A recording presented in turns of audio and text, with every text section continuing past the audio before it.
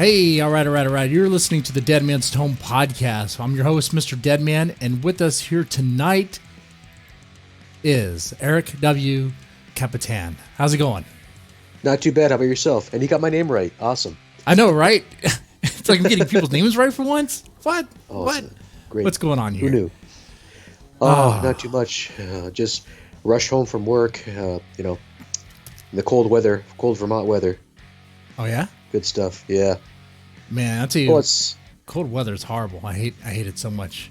I hate it. It was like negative 4 degrees, I think, this morning. Nope. Yeah, you can take that and shove it. Yep. I don't think you want to shove it. I don't think anyone want to shove it anywhere. Believe me, no. No. Yep. I'll take Houston. I'll take Houston. I'll take the humidity and all that. I don't want to deal with negative 4. What's the temperature there? Oh, it's not negative 4. It's like what, 50? I don't know. It's. Oh man, that's t-shirt weather here. It's t-shirt weather for you. For me, it's like I could put on my leather jacket, just because I have it, But yeah, definitely. Oh man. Oh, by the way, the show is not sponsored by. I kid you not, this is a real product. Beer soap.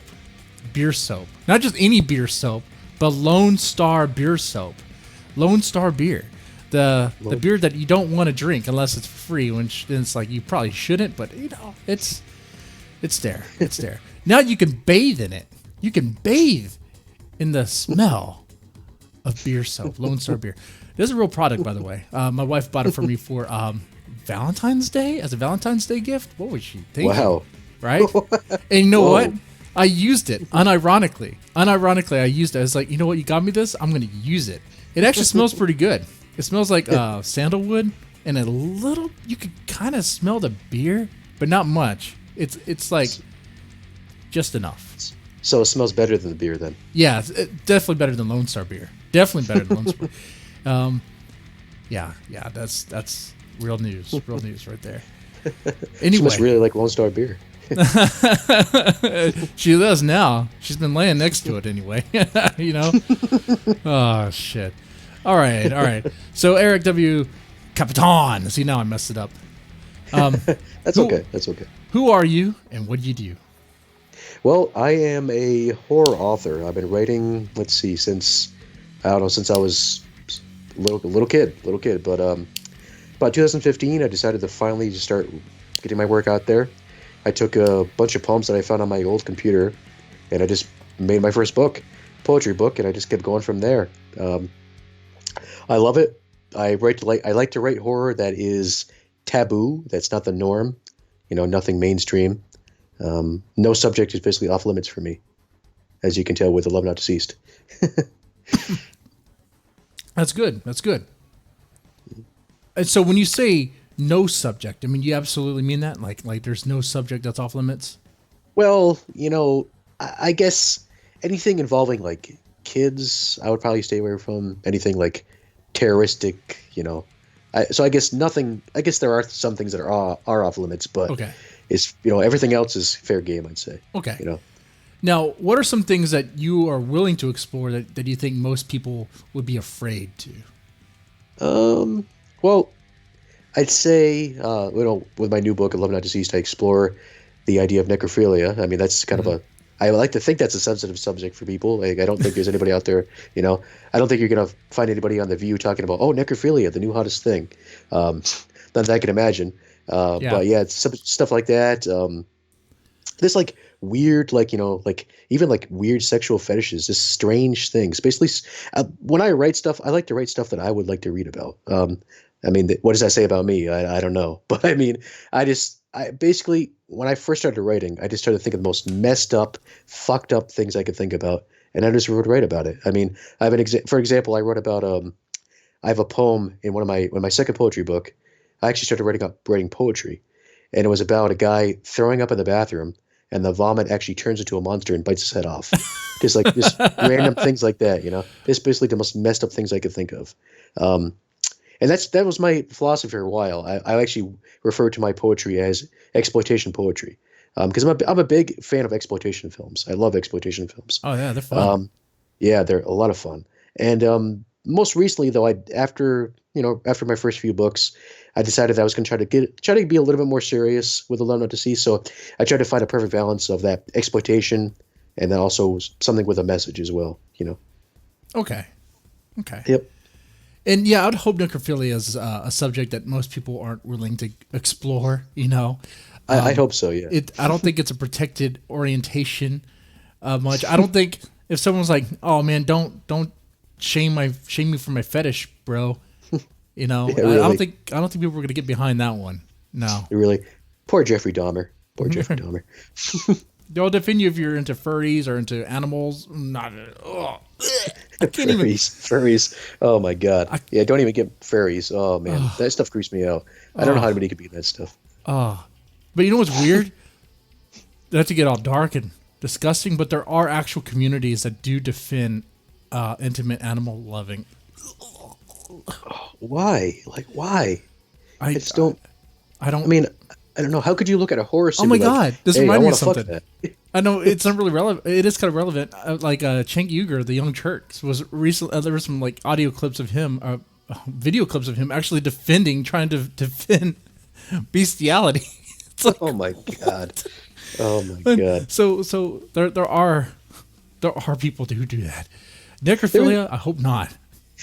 There was actually a movie on Netflix. Of all places, Netflix, which I don't think you'd see it on Netflix anymore. It was like this French film. It was like a French version of Beauty and the Beast, and they actually like talked about beast. There was like bestiality themes in it. Like there was the opening scene was like two horses fucking, and you actually saw like a close up of the horse's like dick going in and out of the horse. I mean, I was like, what is this? Of course, I watched it for like 10 minutes, and then I was like, oh, okay, I gotta shut this off. Yeah, But the fact that I watched it for 10 minutes, I don't know. Yeah, I don't know how I could even sit through that. well, for 10 minutes, but that's how you know you're sane. That's how you know you have not been tainted by whatever's in the water or in the air recently. I don't know. Yeah. I don't know how some people are just like into that stuff. That's weird. I mean, I'm definitely not a prude. I mean, whatever fetish you're into, whether you want to get tied up, smacked, spanked, or whatever. But yeah, horse fucking, I draw the line there. That's Well, getting tied up and smacked, that's with a human, though. That's normal. Yeah, exactly. Yeah. That's still normal. Do you think they have animal BDSM? That would be something. I'm sure they do. Someone in the chat asked, is banging a vampire considered necrophilia? Technically, they are undead, right? Yeah, they're dead. Yeah, they're dead. I mean, they're undead, yeah, but yeah, they're definitely dead. They don't have a pulse. Which worse? I would say that would be. Like a zombie or a vampire? I mean, would it be about the same? Or Well, yeah. I'd say a vampire. I mean, at least the vampires that we think of, they have like thoughts and they're basically themselves. They're just dead. They're a vampire. But a zombie, they're mindless. I'd say. Okay. I'd say yeah. I mean, so zombies are better then because zombies aren't going to talk to you afterwards. So you could just. That's true. Yeah. Plus, I mean, I bet they're really good at eating a girl out. Yeah, they're gonna get right down to town on that one. Yeah. Especially when Aunt Flo's in town. Oh God, they would love it when Aunt Flo's in town. Mm-hmm. All right. Oh gosh. So let's talk a little blah blah. Let's talk a little bit about your book real fast. Okay. So it explores necrophilia. Like, what about it? Like, what's happening in this book? So not to give too much away, but it's basically about a girl. She like her whole life is pretty much centered around loss. Her mother died when she was young. She lost her. She actually saw her father die. She found his body. So basically, she's already messed up from like pretty much. She feels like everyone she loves, she loses through death. So she ends up meeting this guy, and they fall in love. They move in together, and then eventually he gets killed too. So she's so distraught. She's just pretty much so distraught. She just loses her mind, and she decides, you know what? I don't want to lose this guy. I want to continue the relationship. So she digs up his body, brings him home, and pretends like he's alive. Pretty much, she tries to continue the relationship, and basically, it's about a lot of my books actually focus on like loneliness, being like a loner, and so it's kind of that similar theme. Like she's alone. She doesn't want to be alone. So she's trying to figure out a way to get out of her loneliness. So she digs up her old boyfriend and brings him back. Oh wow! Yeah, it's and of course there's there's other stuff going on too, but I don't really want to give it all away. I was inspired by. Are you familiar with a movie called Necromantic? It's a German, Necromantic. yeah, it's a German movie from like I think I want to say 85, I think. No. So basically that was I guess the filmmaker calls it a horror film for women, and it's about a couple. He works for like I guess like you'd say like a morgue, and like he basically like an accident. So like he does like a hazmat, I would say. Like like if there's an accident, he takes the body away. Okay. So he's basically you see the first in the movie like you see him, he's at a at an accident, and they take bodies away, and he comes home, and like you see like his house is like decorated with like just like dead bodies, like there's like jars of like like organs, and him and his girlfriend are just like they're into the scene, I guess, of necrophilia, if there actually is a scene, which I'm I'm guessing there's a scene, but I don't think it's like There might not a be. scene I. Yeah, I don't know. But anyway, so it's basically about their relationship as necrophiliacs. Um, so I remember seeing this movie and I was like, wow, that is so messed up. In fact, I didn't even see the movie for like years. I just heard about it, and just the idea of like necrophilia was like, wow, that's just insane. Like, what would make somebody want to do that? So I decided, you know what, I want to do my own like story. This is what would basically talking about what makes someone go to that length. Yeah. So yeah, so I don't know. This is I highly recommend it if it's an interesting movie. I wouldn't say like technically it's not like a great movie, by technical standards, but it's interesting though. It's an interesting film. There's a sequel too, actually, which is actually I think better. It's actually a stronger film. But I highly recommend those. Necromantic. Necromantic. Okay. And that Yep, Necromantic. inspired this book. I love not deceased. Partially, yeah, Partially. partially. Partially. Um, Okay. I guess the idea like of loss, because for me not a lot scares me, but the idea of losing someone scares me. Like I don't like the idea of being alone, or like I don't think death itself scares me. Like I'm not afraid of dying, but losing someone I love definitely is terrifying to me. Like I, change. yeah, I think that's a fear that a lot of us have. I would say Hmm. most of us. I'm sure there's a few Yeah. that exceptions that don't have any sort of care or concern one way or the other. But for the most Hmm. part, yeah, dealing with the loss of a loved one, especially someone really close, like a mom or dad, or hell, Hmm. that's like a parent and their kids.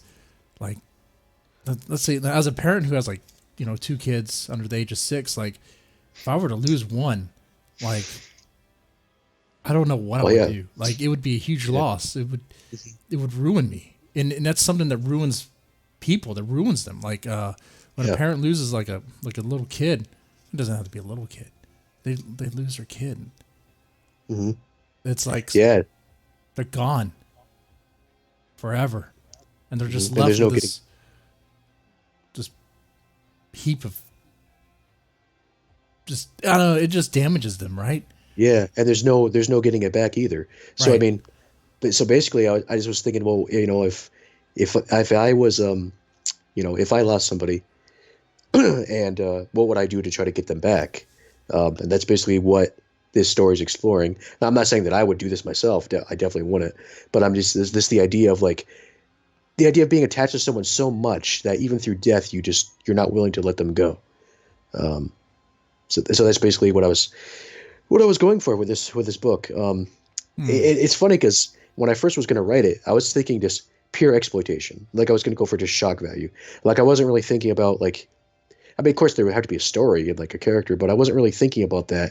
I was just thinking about like how what could I do to make to shock people basically. But then I guess I let it sit for a while and I started writing other stories because I didn't feel like I was mature enough yet to really write it, to really do a good job with it. So then I finally decided to sit down and write it, and the idea like it changed a lot. Originally, it was going to be about a guy that he's like stalking this girl, and he kills her by mistake, and then he brings her home with him, and just has his way with her pretty much. But then it changed into for some reason I don't even know how this even happened.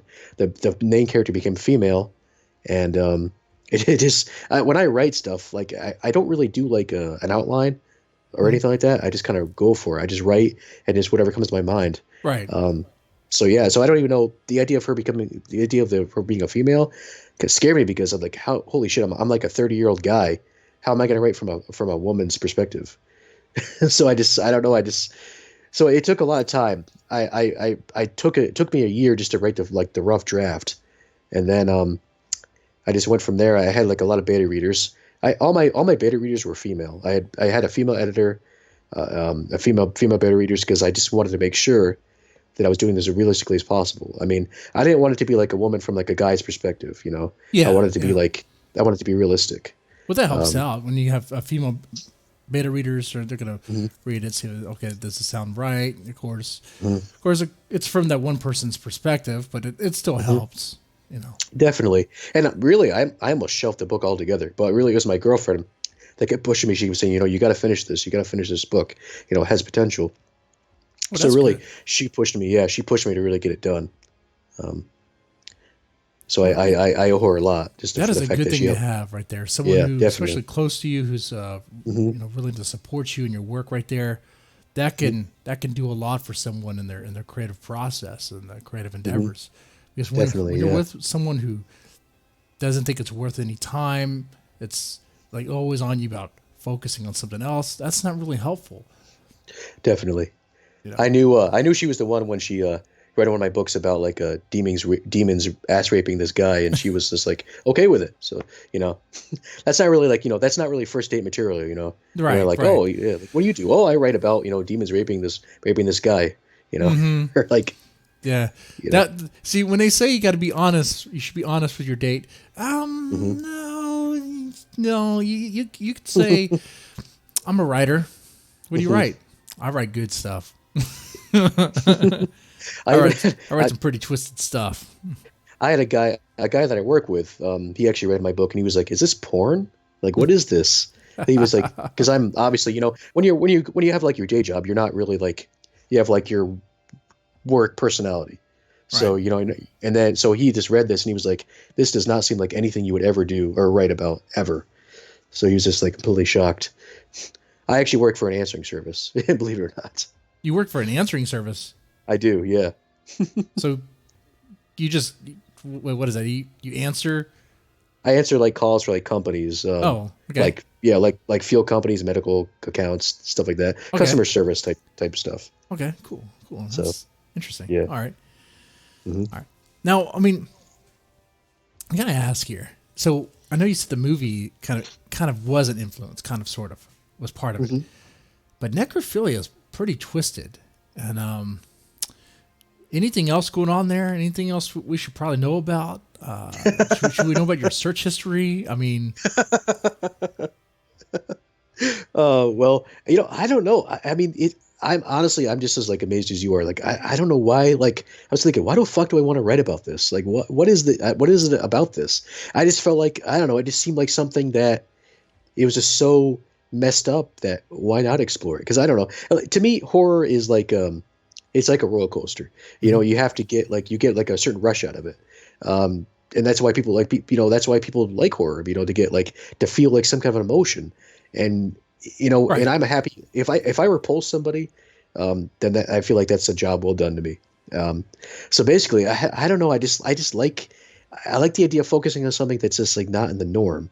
Like, I mean, you wouldn't see like, I don't know, you wouldn't see like Warner, like not Warner Brother, like Universal Studios. You wouldn't see them release a movie about necrophilia. At least I don't think you would. That's not something that you'd see like Justin Bieber star in. No, Like, no, not at all. But it'd be although something. he looks like a necrophilia because I saw a picture of him recently. And I was like, holy shit. Oh, I've not. What's wrong? Is he gone the meth or something? He looks like a. Well, there's this meme I saw actually.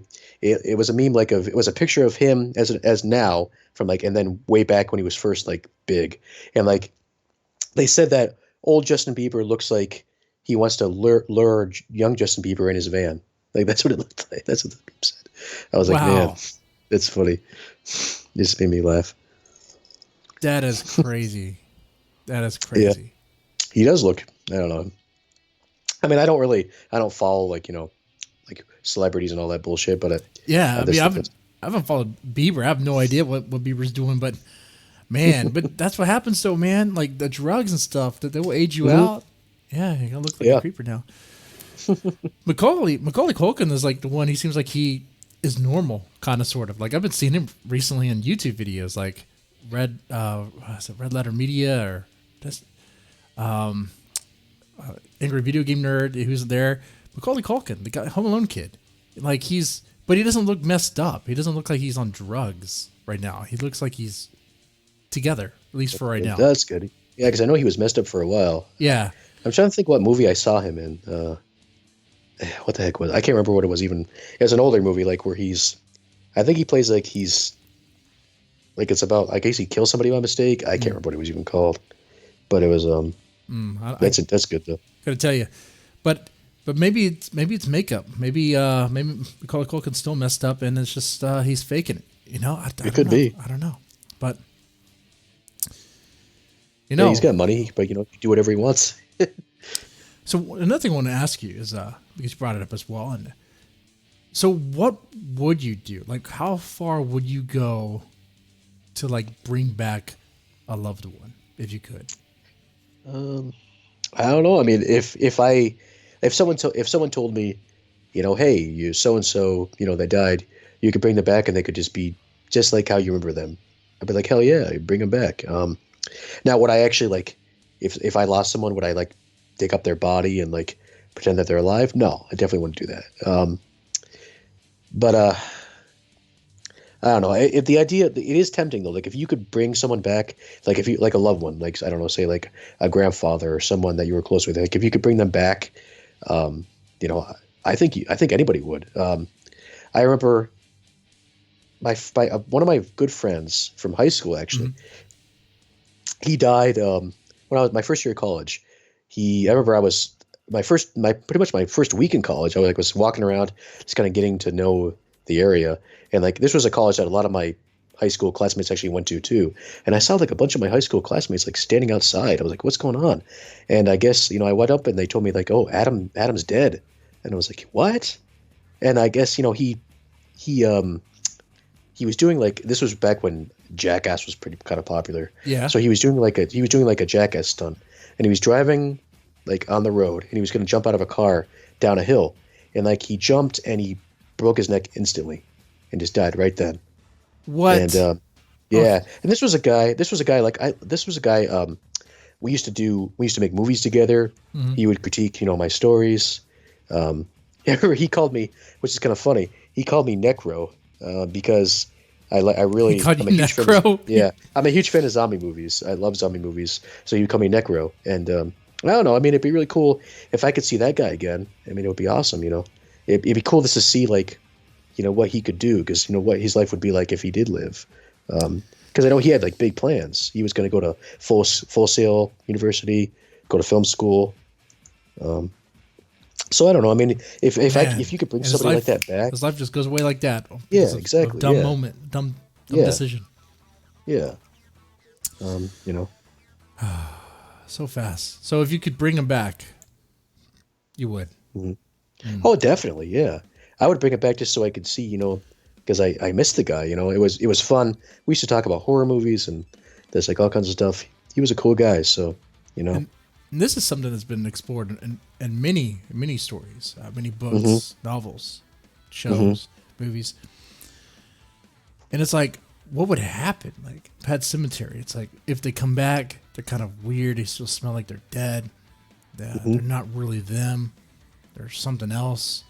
Like, what happens when they come back? If they could come back, that's Well, they even want to come back. Right. And this is stuff that actually happens in real life too. By the way, there's some real life examples of apparently a whole culture in I think Indonesia where they don't. Well, I don't know how to explain it. Just from me looking into it, it looks like they celebrate the dead by literally their mummified dead relatives wearing clothes and stuff, like casual. Like, wow. Weird. But that's what they do. It's weird to me, but also apparently there was I think Eastern Europe. There has been a mom that preserved her dead son. Wow. Yeah. Preserved them in alcohol. I don't even know if that's. I guess Alcohol, is that possible? I wouldn't know, but apparently it worked. Yeah, that's. And then recently That's there's a interesting. story of this mom in South Korea, where she lost her daughter, a 7-year-old daughter, but they brought her back in the form of VR, like using the VR headset. That's some craziness. That's like that's insane. Like I mean that's cool that they did that, but just think about like the long-term effects that might have like on the mother. Like what if she just like completely is like lost in like this VR world, you know? And this loses touch with reality. You know what? That's something that happens too. Like when, like man, if you're dealing with if you know a family, or a mom or a dad, and it's usually moms. Okay, if you know someone who's lost lost a child at a very young age, for some reason this happens where like that room becomes like a shrine, or like certain parts, like the room becomes a shrine, and certain items associated with them become like treasured and become like you can't touch that. Like it is sacred. Like don't disturb a thing, you know. Yeah, definitely. It's man. Yeah. I don't Yeah, know. Death is a hard thing to deal with. Yeah, I mean, and that's the the whole thing like with the loss of reality. That's I focus on that with the Not Deceased because the character. I mean, she gets further and further down this like rabbit hole to where like she loses like track of her life, like her actual like day-to-day life, just focusing on trying to preserve this relationship that she had with this guy. You know. So I have to ask in this book, Mm-hmm. how does she do it? How does she preserve the body? Well, that's the thing too. She doesn't really preserve him. So there is like there's you do see the consequence of that.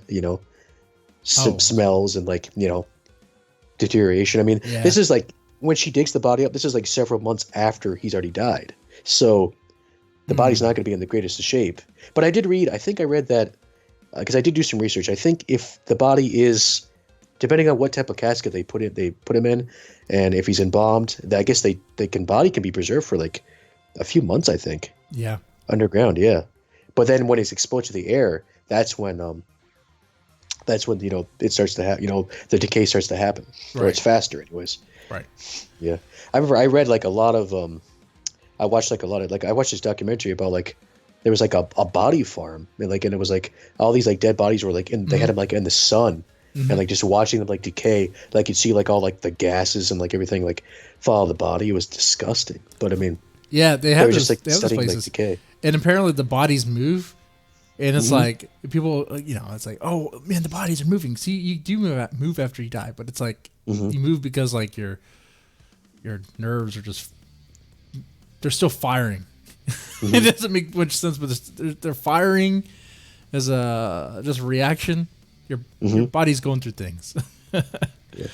It's especially another way it was described to me is like when your muscles are like deteriorating, and certain ligaments, whatever, just sever or fade away. Your limb is probably going to move a bit because what's holding it together is going away. For some reason, I'm thinking about that movie. You know that movie, My Boyfriend's Back, about the guy that dies and he comes back to date that girl. Yeah, the scene like where his ear falls off and like I think his dick falls off too. I can't remember. I think so. They're like making out and his dick falls off too. They don't make movies like that anymore. No, they don't. Yeah, They need to. They need to like they have gone soft on movies. Like they need to become brave again. It's like just do something. Just do something raunchy. Like I remember the Trauma movies, man. They were Trauma. Oh yeah, yeah, they were another thing. I mean, Trauma's still around, but they don't. I haven't really been keeping track of what they're doing lately. But there was a movie I saw. I don't think it was actually made by Trauma, but they released it called Unspeakable. Ooh, That's a weird. Have you ever heard of that? is it good? That's I definitely recommend it. It's a weird one. Okay. It's strange. What happens? What happens in it? So it's about this guy. I guess his daughter. His daughter gets killed in a car accident, and like he's trying to like. From what I remember, it's been a long time since I watched it. So his daughter gets killed in a car accident, and he's like trying to like find his daughter, like save her. So he ends up like killing like prostitutes to try to find his daughter. I guess to save her from hell. And like I just remember there's a scene. It's disgusting. Like his wife ends up like in a wheelchair, and like she has like a caregiver, and the caregiver like ends up like taking advantage of her. And there's a scene where like she like actually she shits herself, and like he gets all turned on because she shit herself. I was like, this is only something that you'd see in trauma movies. It's like, what the hell? Wow. Yeah. That is something you can turn on. I'm pretty sure it wasn't made by them, but I think it was released by them. Oh, okay. It's been a long time since I watched it though. Getting turned on by his wife shitting herself. I mean, at least it's his wife. I mean, at least he's committed to his wife. Yeah. That's another thing. I would never talk about that type of like shit, like people loving shit. I don't think I could. There's a term for it. I can't think of what the term is. You know what grinds my gears, man? Yeah, okay, you talk about that. You know what grinds my fucking gears at times, man? So sometimes when you submit something on Amazon KDP, they will block it because of content guidelines. They'll block it. Yeah. But you know what they don't block? What's that? Shit erotica. I don't know what you call it. I forgot what the fetishists call it. What? But they don't block that shit. You can write all you want about like fantasizing about shit and whatever. I found this out because I was looking for it. I'll tell you why. Because one of my books was banned, and I was like, no. I'm gonna look for content that is approved by the content guideline. Nazis or gatekeepers at Amazon to see what they approve of. Oh, they approve of dino erotica, borderline bestiality. They approve of shit fucking. I've seen the dino erotica. I've seen some dino erotica books actually. Yeah, that stuff is more funny than it is anything else. Yeah. Oh my god. I wonder if there's someone actually getting off on that, like saying, "Oh yeah, bring out the T-Rex, baby." Taken by the T-Rex. They have that. Oh my gosh. Boned by the Velociraptor, taken by the T-Rex, stuff like that. Yeah. Oh my god. Yeah. There's KDP. Their guidelines are. And the thing is, if your book gets banned or if they don't accept it, they don't tell you why either. They don't really give you a reason. They don't tell you. They do not tell you. They won't tell you what page or what it was exactly. So you have to guess. And you know what it was? What I think anyway, because I took the word out, and it was just in the introduction. It was one of my first like horror erotica books. So I used the term, dare I use the term, rape fantasy, even though that is a term that you'll see in message boards used by women who have that fantasy and they know what. But I used that, and I think that's what it was that triggered. I'm like, Jesus. Well, like this, because you can't use that word and put it in the category erotica, apparently, because I mean, geez. I mean, I'm just thinking about all the stuff I've released on Amazon that had like rape. I mean, like this. But is it listed under erotica? Is it listed under erotica or horror? It might be listed under horror. Okay, then you can get away with it all you want. Pretty much. I mean, I just remember this story, and there is one time I wrote a short story. I actually regret writing it. I was thinking, man, maybe I just went a little too far with this. There's a scene where this guy chops off a dog's head, and then he rapes the the stump of the dog. Oh, I'm thinking, I don't know how that got past. Yeah, I was thinking, how deep was it? How far was it in the book? I want to say it was maybe it was a anthology, so maybe it was like the second story, maybe. They probably didn't get that far. Second story. Yeah. But then, I love not to see. So I was thinking, man, I hope this doesn't get banned on Amazon. I kept praying, like, please don't get banned on Amazon. Please don't. But that's why I was very careful. Like I was careful, with the cover. Like I wanted to do something really crazy with the cover, but I'm thinking, man, I better be careful because I don't really want to get banned from Amazon because that's the only place they really sell your book anymore. Online. Right. I mean, there's other markets out there, and some people ask me why don't I list my own books on other markets. It's like, well, I mean, I could,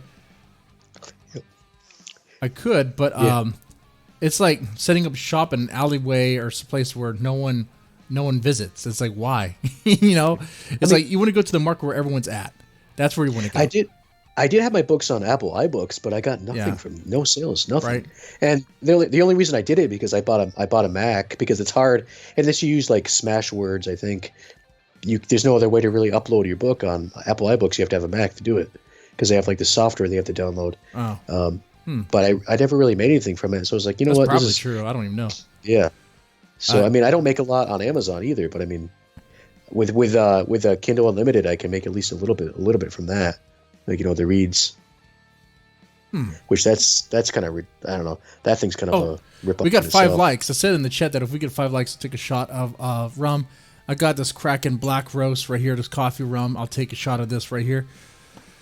This shot glass is not clean, but I'll take it. I'll take it anyway. Okay. It's black as tar, man. It's black. Have you ever had are you much of a liquor guy? I'm more of a beer guy, honestly. Same here, though. I like to pretend. I appreciate whiskey and rum, but I drink more beer than anything else. But here we go. Yeah, I'll have a Jack and Coke every now and then, but Gentleman Jack I could drink. Just neat. But I do like it with sometimes with Diet Coke or something, or Coke. It's good. Jack and Coke. Rum and Coke too, man. That stuff was good. Anyway. Freddy Kitty in the chat asked, have you read Fucked Up Shit by Barry Walker at Alex S. Johnson? And Alex S. Johnson. No, I have not read familiar. it. I have not read that. I don't think I've read that either. That sounds familiar to me though, but I don't think haven't read it. I'm familiar with Alex S. Johnson, so I'm pretty sure it's wicked. It's out there. That guy. Freddy Kitty probably knows, but has Alex S. Johnson been writing recently? I mean, he really. That's talent right there. Anyway. I'm a big fan of Edward Lee. Edward Lee, yeah, he's good too. Yeah. Oh yeah. Have you read I think he had the American, was it White Trash Gothic? That's like his newest book. He had there's a series of them. He released the second one not too long ago. It's like a mixture pretty much of all his stories kind of rolled into one, with the big head. I think headers in there a little bit, references to his work. Okay. Definitely check that out if you have it. Yeah. Yeah, that one I'll have to check out. I'll check that one out. Yeah. What I liked about A Love Not Deceased, by the way, is you somehow managed to blend horror and, dare I say it, love, romance. Mm-hmm. Yeah, I definitely was going for a romance vibe with that. Yeah, definitely. You know what gave it away, by the way? You know what gave it away? It's all about the font. Inside the book, I think, was it your headers that he used? It was using script. It was the chapters used script. I was like, romance, horror romance. Definitely, yeah. Yeah. Definitely going for that vibe. And I have to say, my girlfriend, she was like, you should have a cutesy font with it. And at first I was like, no. But that was that works. That makes sense because it really is a love story. At its core, it's a love story. But I would say it's a lot different than anything else I've ever written before. I'd say the stuff I've written before is I don't want to say straightforward horror, but it has it's clearly horror. This is more borderline horror drama, maybe. I'll tell you what, someone mentioned Irish whiskey. I don't have any Irish whiskey right now. I have Maker's Mark. Now, I know on the screen there I have a $5 for chug beer, $10 shot. I'll be cheap tonight. I'll do $2. $2, you could use the super chat or throw a donation. I'll take a shot of Maker's Mark. That's fine. That's fine too. If you want to. You don't have to. It's just an added thing. Anyway. But I feel like a pussy here in my Red Bull. hey, you're coming in after work. You got to stay focused here. You got to stay focused. But okay, wait. So the thing about this is, so she doesn't really preserve the body. This part where I start asking about details of the story. Okay, you don't want to reveal it all, but I'm curious about this. Well, so what is what's the craziest thing she does with the body? Let's do that. She bathes with it. She bathes. With Yeah, so she does like kind of wash him off, like kind of like when she digs his body out, she like washes him off, and like it actually it actually kind of goes back and forth between like a point when he was alive when they bathed together and had sex, kind of juxtapositioned with her now with his dead body bathing and having sex with him. that's pretty twisted. Yeah. And I'll add something else too. This is kind of like a little bit of myself in the story. She's a phone operator for a sex toy shop. Oh wow. So she actually brings home like a dildo that she brings home from work. Hold on, wait a sec. That reminds me of something. This is real. This is real. What I'm about to tell you. I have to Google this just to make sure real fast. I heard about this. They actually do have dildos that are hollow that you could put ashes of your dead whoever. What? They do. Oh my god.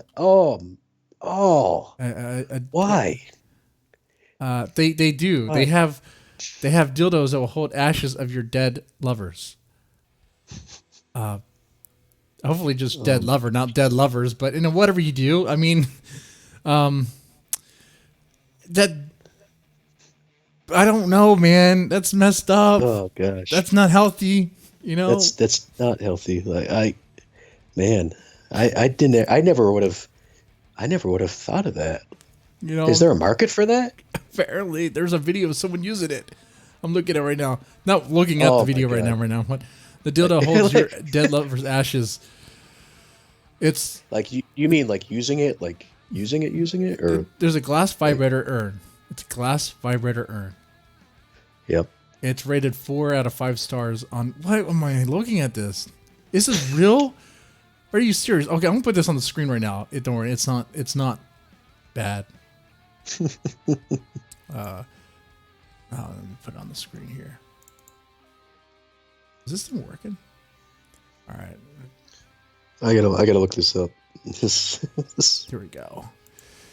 There you go. It's on the screen there. Glass vibrator urn. Looks like it'd be super expensive. I wonder how much that would cost. I wonder how much that would run. I mean, an urn, just a regular urn, like a non-dildo urn, isn't cheap. This is real. This looks really expensive. It comes in a box, like an elaborate box. That's like a key and everything, and you can pack in 21 grams of your dearly departed inside of it.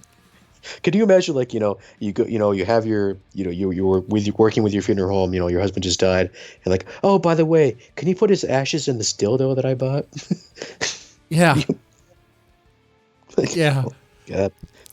You know what's funny? I say it's not healthy. Here I'm drinking liquor and smoking a cigar, but I mean, there's levels of health. We're talking about mental health here.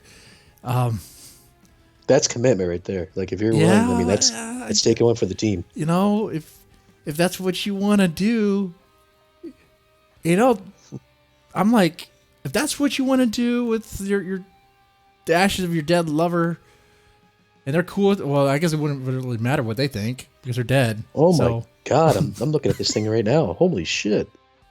It's high end. Wow. I wonder it's got pretty good reviews too. It's pretty elaborate. It better have good reviews. You see that box it's in?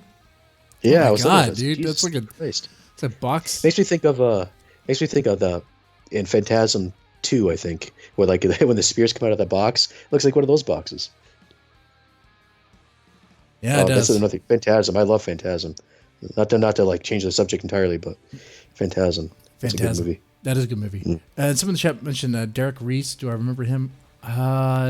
Don't recall at the moment anyway. At the moment. Sorry. Yeah. Anyway.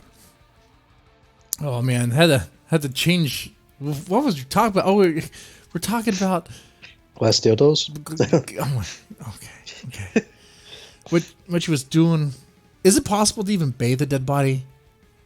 Man, your book is pretty warped, but I like it. I like it. Well, I mean, she tries. Yeah. There's also not to give too much more about. There's in the Heat of Passion, something of his falls off, and I Ah, won't say what, but in okay. the middle of in the middle of getting down to business, some stuff happens. Okay. Mm. Wow. Well, that's gonna happen. That's gonna happen. Mm. Oh, and Um, one thing I should mention too. hmm?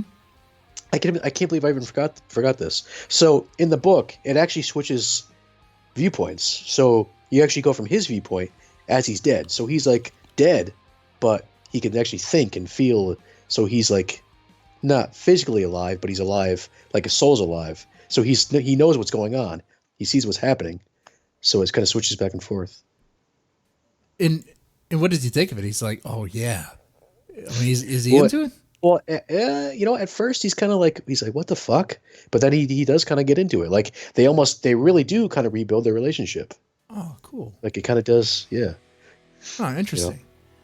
Hmm. And this is a pretty interesting blend. I've never really heard a story like this. I mean, it's been done before, sure, Hmm. but it's not every day I hear about this. You know? Hmm. Yeah, and I knew like when I wrote this, I was like, there's other stuff like this, but that's the thing is when you're writing something, especially horror, there's just Mm, so much has been done. There's like only so much new ground that can be covered, so you just kind of have to make it your own. You have to make it new, you mm. know. I mean, oh, I read the. I know you sent me the book to read before something happened. I guess I didn't get to my email correctly, but I did read the preview.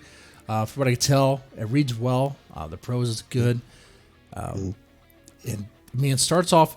I will say from just the preview, I thought, how far is this guy going on perversion here? Because it starts off with the chapter "Daddy." I think I was like, Mhm. oh man, are we going necrophilia and something else? Or are we just doing necrophilia? Like, what's going with Daddy? Um, There so is a just mixture of some stuff, yeah, a different mixture of things. what? There's some other stuff in there, I don't Hmm, want to say quite what, but there's okay, some other things going on in there. some pretty I would warped and say, twisted stuff. yeah, there's definitely some like BDSM Oh, okay, type themes going okay. on. Hmm. And one thing I would like to remind people in the chat too is, believe it or not, people do actually do these sort of things when they're grieving. They do these sort of things to try to preserve their loved one. I mean, there's news stories of people keeping dead bodies in their apartments, in their houses, Mhm. because they're doing stuff. In other cultures, it's perfectly fine for them to, or at least normal for them to keep a dead body, a dead relative around as a, to pay respects to. It's different. It's different. Yeah. Well, I mean, people have like urns like of their Mhm. loved ones like on their nightstand. I mean, Yeah, they have I guess urns. that's a. Mm, That's not quite as extreme as like having an entire dead body in your butt. I guess. right, right. Yeah. All right, got a $5 tip for that. I'll go ahead and take a shot of Maker's Mark here. Here, same shot glass I used to drink the coffee rum, so it's gonna taste interesting here. Oh, what's your favorite horror movie? Oh man, that's a tough one. I have to say, it's a tie between probably Hellraiser and then Halloween. I want to say, because Halloween was like the first movie that really got me into horror, and Hellraiser kind of got me into like the more, I'd say, extreme side. I mean, Hellraiser. That's the thing with Hellraiser. A lot of people think that Hellraiser is tame now, but I don't really see how that Hellraiser is tame. I guess compared to what is out there now, maybe it is, but I don't know. Hellraiser got me into the more crazy stuff, I'd say. Hellraiser. I mean, when you see, oh, what do they call them? The Cenobites? Cenobites. Yeah, when you Yep. see them, that's the part where it gets wild. That's the part where it Hmm. gets wicked. That stuff isn't tame, especially compared. I wouldn't say that's tame compared to other horror movies, especially the more recent Hmm. ones. Lately, it's like all Yeah. about like ghosts and like the Conjuring stuff, paranormal stuff. It's like I'm kind of tired of that stuff. Like, Hmm. not everyone believes in ghosts. We kind of want to see some weird, wicked shit. Where's that stuff? Um, I, yeah, I don't see how that would be tame. I know that. I think Clive Barker was doing a remake of Hellraiser. I don't know if anything actually ever came of it, but he was working on a script, I think. Oh, cool. And Yeah, but I know there was a like my God, they make like those endless Hellraiser like direct-to-video sequels. Yeah, I think I watched Hellraiser Judgment was like the last one. It yeah. wasn't terrible, but it wasn't good either. That's the thing, man. So are you a dedicated Hellraiser fan?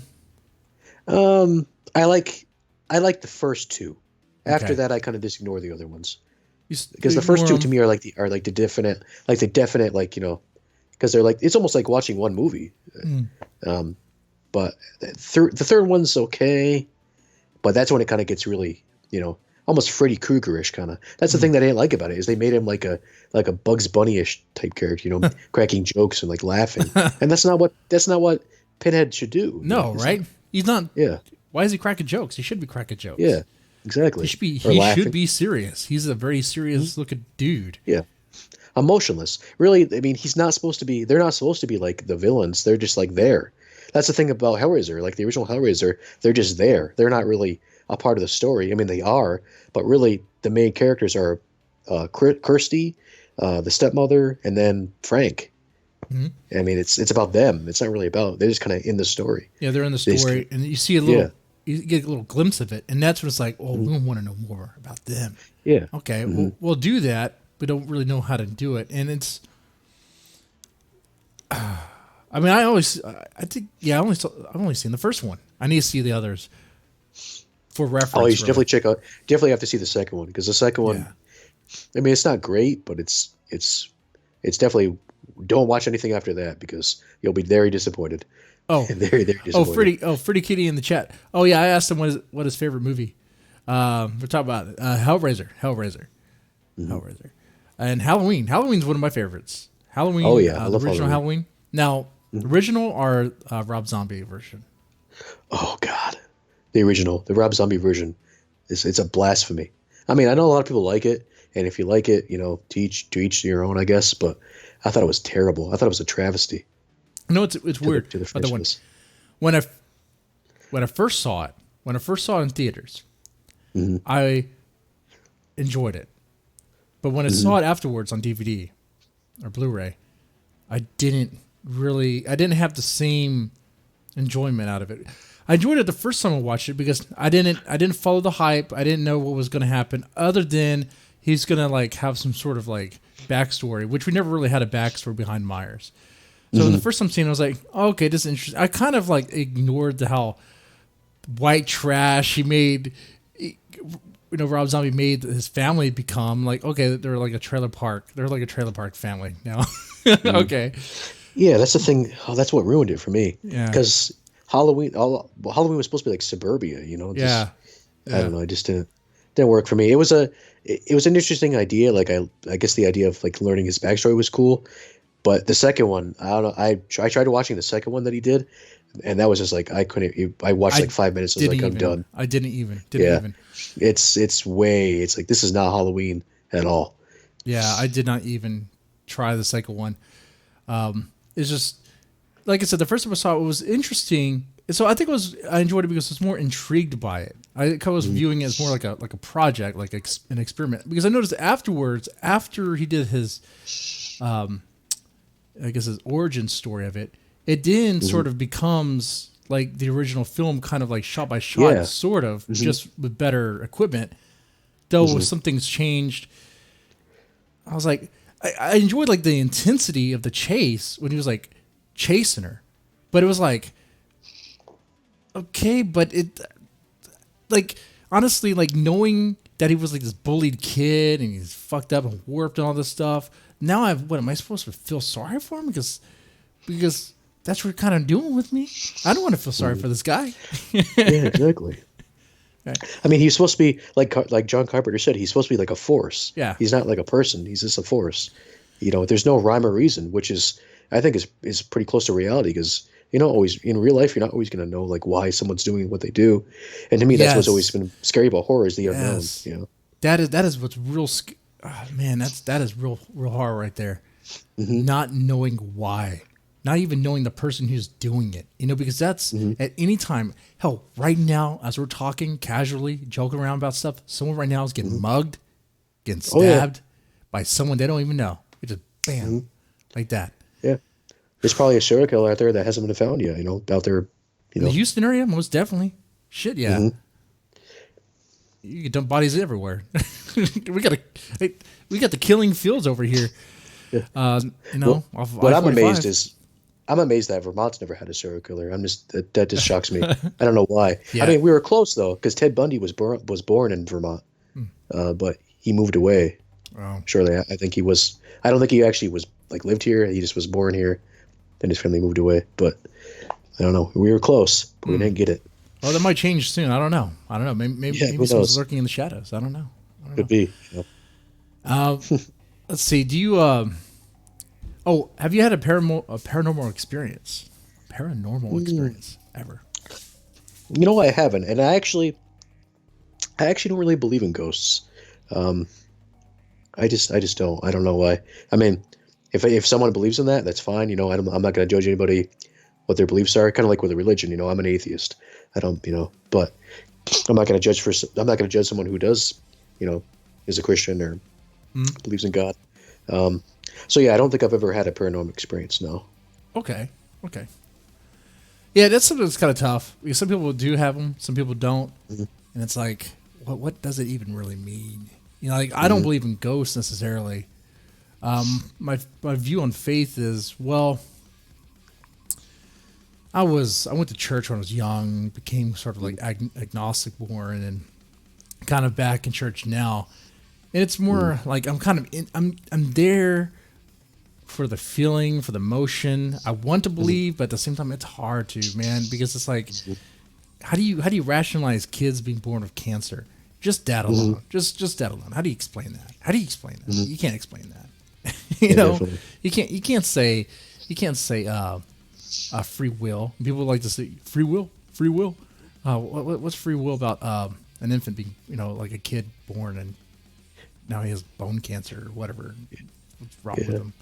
I don't. I just remember being a kid, like even thinking, like even then, like as young as like 9, thinking like this doesn't really seem like this doesn't seem real to me. Like the idea of God, but I was always afraid to really admit it because I was thinking, oh no, I can't do that. I can't think like that. But because I wasn't born, I wasn't like raised in like a super religious household, but we went to church. We were Christian, but I don't know. Eventually I just was like, you know what? I just don't believe in this. I just can't do it. Yeah. And hide who you are. And I totally understand that because I was there too. I was there as well. And sometimes I still struggle every now and then. It's like it happens. I